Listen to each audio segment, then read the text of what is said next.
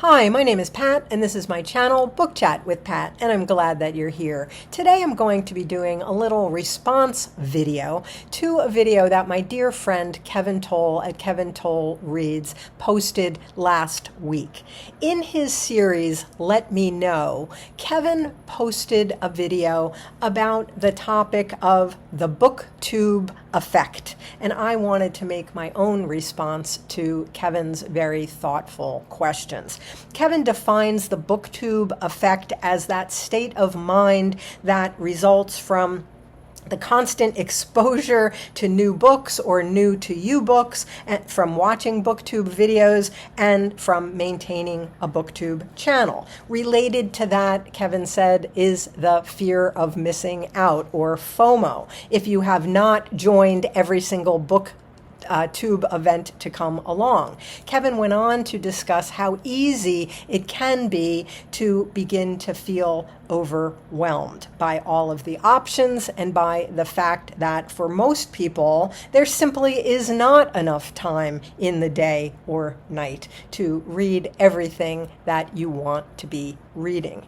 Kevin went on to discuss that feeling pressure to participate and also to create BookTube content can lead to burnout, and to the feeling that BookTube is creating more stress than it is joy.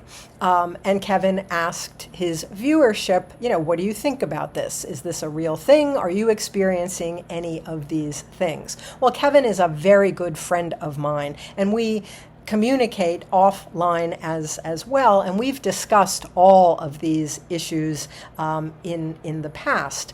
And I have certainly felt some of the things that Kevin is talking about, and I just wanted to elaborate a little bit here. I have had my channel now for 18 months. That is nothing compared to the amount of time that many of my BookTube friends have been here. But it is long enough for me to have figured out what is working and what isn't working for me and for my channel, and what I think I would like to do in the future. I definitely have felt I wouldn't say pressure, but the pull to join many events, and often more than I can participate in thoughtfully. And I have a definite goal for the new year that I'm going to talk about in a little bit, about how I want to approach that in the future.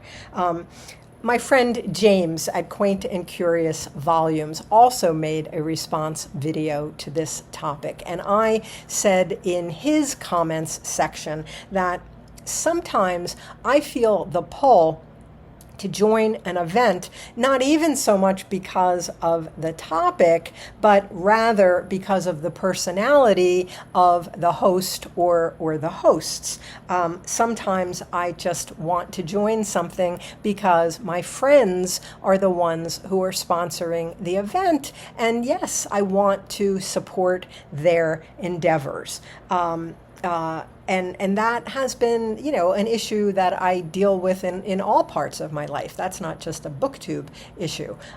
It is, I often want to be where my friends are. I want to support their endeavors. And sometimes it is at the expense of what's best for me in the moment.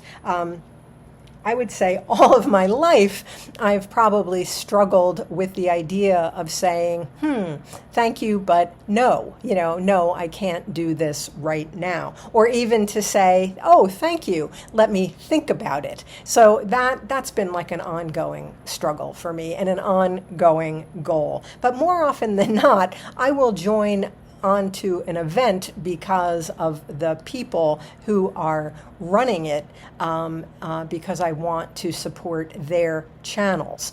And I think it's something I've been practicing in the last couple of months, just saying, let me think about it, or not right now. I can't do this right now. I have also realized, this is not rocket science here, but it took me a while to realize that I can participate in an event by reading one of the things that is being featured in that event, that I don't have to read every single book that the event is sponsoring, that I don't have to fill out every bingo card, and that I don't have to meet every prompt, that it is possible to participate by reading one book for a particular event.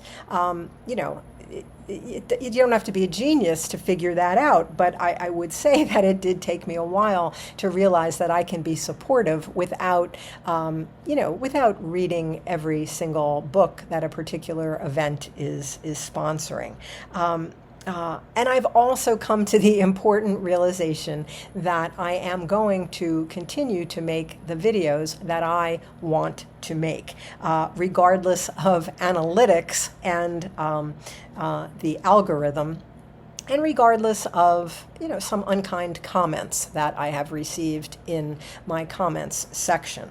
When I recently did the tops and flops tag, where you kind of analyze your own highest viewed videos and lowest viewed videos, it became very clear that my poetry videos are consistently the lowest viewed videos that I make.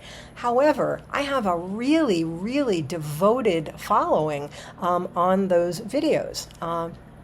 And I'm going to continue to make poetry videos for those people and for myself, because that is something that brings me great joy. And in fact, my followers of those videos have just given me, probably 30 suggestions and recommendations of things I can do in future Poetry Thursday videos. So I've got a wealth of video ideas now for that particular series. I'm also going to continue doing tag videos. I think there might be a misunderstanding out there among some people about what the purpose of tag videos really is. For me, tags have always been a really creative way to talk about a larger number of books in a small space, and most importantly,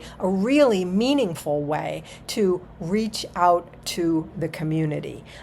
They have been delightful community builders for me. I will always be grateful to the first people who tagged me on videos back, when I started the channel in February of 2024.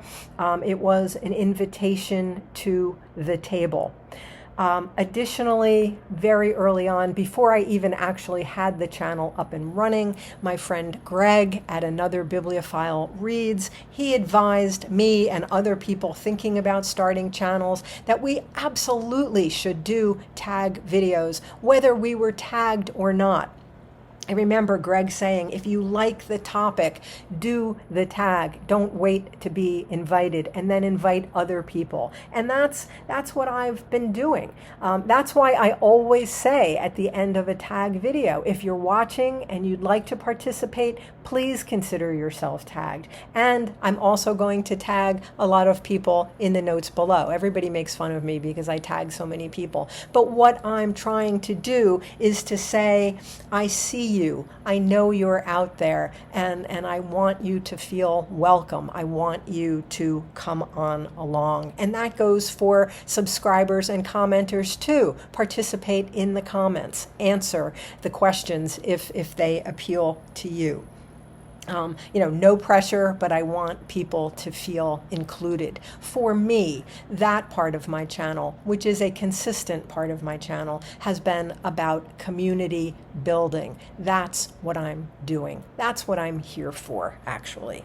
In the future, I plan to continue doing the kinds of videos I have been doing. I will continue to do a weekly wrap-up. I will continue to do my plans for the month. I will continue to do periodic review videos. I will keep doing Poetry Thursday and Tag Tuesday videos, and I will continue with my series on books that I loved to teach until I run out of books that I loved to teach. I have commitments to projects through the end of the year, and some of them are projects and events that I myself have created, and I'm going to continue with all of those, through December.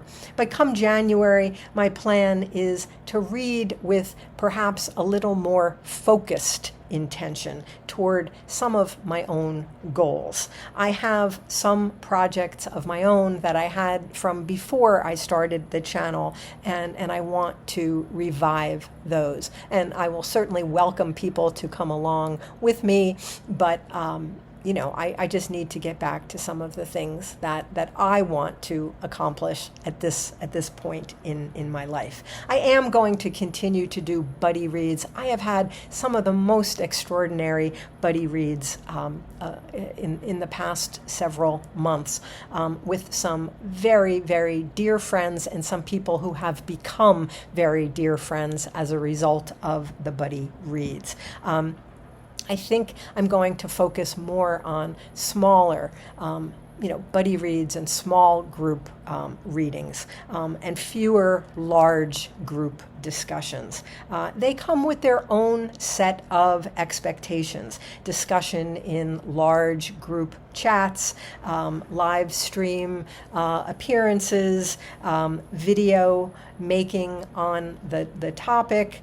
I think that maybe more judicious selection of large events will, I think, help me to feel a little bit more in control of my reading, and maybe a little bit less stressed about, performing or producing. The BookTube community for me has been life-saving and life-giving, and I think the community is a great thing.